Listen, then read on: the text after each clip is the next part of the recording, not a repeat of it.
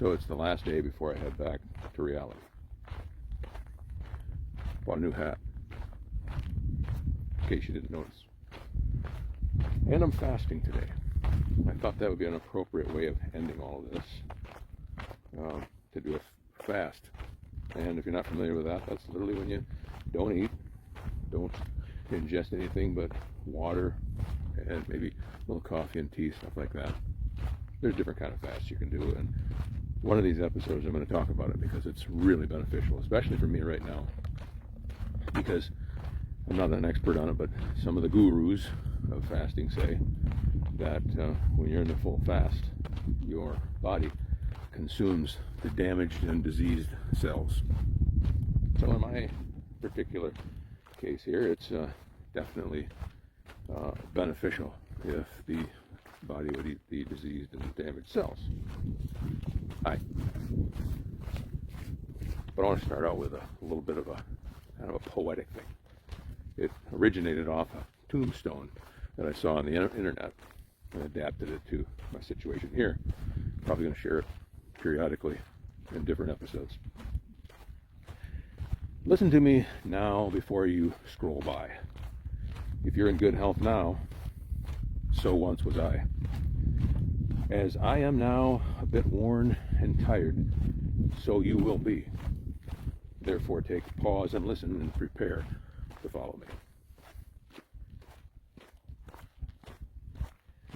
So I'm just a day away from ending this initial 30-day-ish reset. And obviously I've found out, because I've said before, it's not really a restore or finished work. A reset, turns out it is pretty much getting things in order, getting the train back on track. The train still has to travel to its destination. So I have a number of things to say about staying motivated, because this is very similar to getting to the end of the month that you've made a New Year's resolution and seeing that there's really very little substantial change, and you just decide, well, maybe I should just give this whole thing up. Well, I started this a couple months ago, thinking about this and planning it, because I knew that I would have this convenient time off period where I could do all these things. And of course I thought I would, or at least hoped I would end up looking like a chiseled Roman statue that you see in a museum.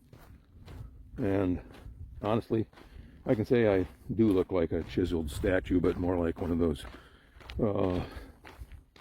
lumpy little Buddhas that they carve out of green stone. But persistence is always what's required to make meaningful change. And I'm not really dwelling so much on the physical aspects of change as I am the cognitive and perhaps the spiritual change. Those are certainly more important, even though the physical part of it is the part that takes up a lot more of the time and my attention, at least at the moment. But, and this is a big but, I've already passed the point where most New Year's resolutioners have likely thrown in their towel and given up. So that alone, statistically, I consider a win. But to keep going, I have to destroy this motivation buster that has plagued me for years.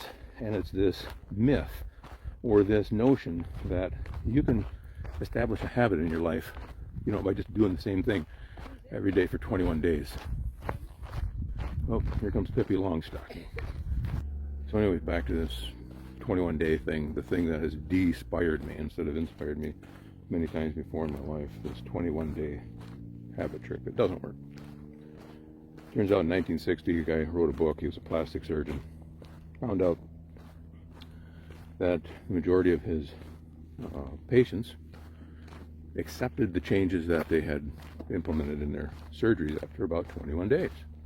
So he wrote a book about that and did a little bit more research. People typically take about 3 weeks to get or adjust to new surroundings. They buy a house or get a new job, something like that. So he took off from there I don't know if he implemented that in his book as well. It didn't sound like it. But took off from there that, this is a handy, easy length of time to make changes. And somehow, I guess, the whole idea got around that you can do a habit change in 21 days. It doesn't work that way. Fact is, by the 21st day of January, the majority of people have already given up on their New Year's resolutions. And it's like there was a 10%, 10% or less people actually stick with their goals through the year. So about a half century later, someone actually does do the research and does a legitimate study, and they find out that real change, or the institution of a real habit, only occurs in a period of 3 weeks to about 9 months. And the study was done with an experimental group of people. They were given 3 tasks to do and to try to implement those into their daily routine. And it turned out that it was over that period of time they succeeded. But the 3 tasks they were given, one of them was to add fruit to their diet every morning. Another one was to drink a glass of water every morning. I don't know what the third one was, but it wasn't much more involved than that. And after this period of time, it was a habit in their life. Wow. So you can imagine learning a new career or taking on a second language or third language or something like that is definitely going to be much more involved than 21 days. It can be difficult to hang on to something when you see very little or no results. But real lasting change doesn't happen the way we think it does. We think in linear terms. We think that if we make a change and we start here, it's going to go up to here, right? It's like this straight line up. But what really happens is we start here and it gradually goes up in an arc. And the greater improvement you make, the faster that change does occur. But at first, that little arc really doesn't make, not very good with my finger there, that little arc barely leaves a straight line.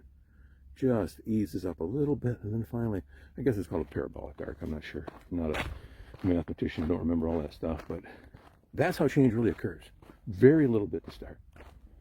So the key to success is persistence. And for me to know that actual research fact really is motivational to me, because at the end of my 30 days, I've actually got some, noticeable change on a few things, not so much on others. But to know that as long as I keep going, I continue, and I'm persistent, eventually that change will be substantial and noticeable.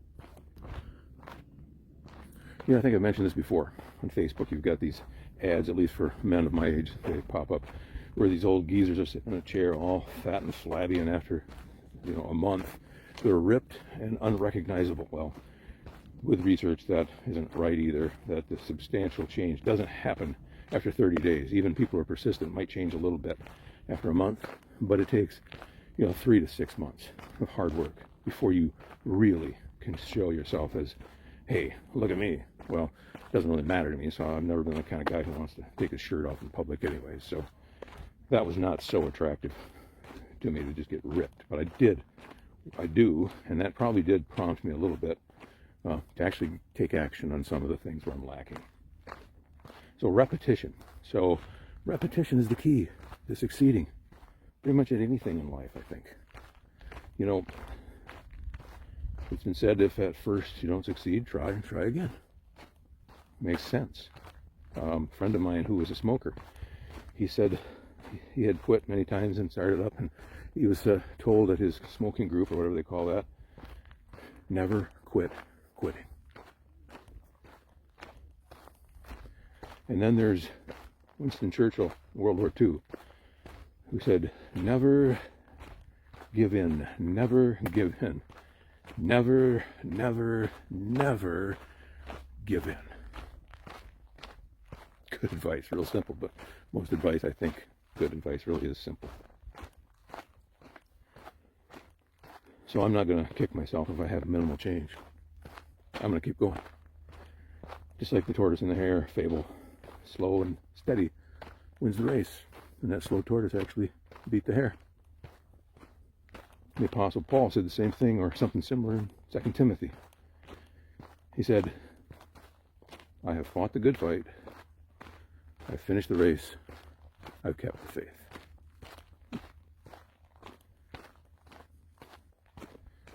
So the key to success really is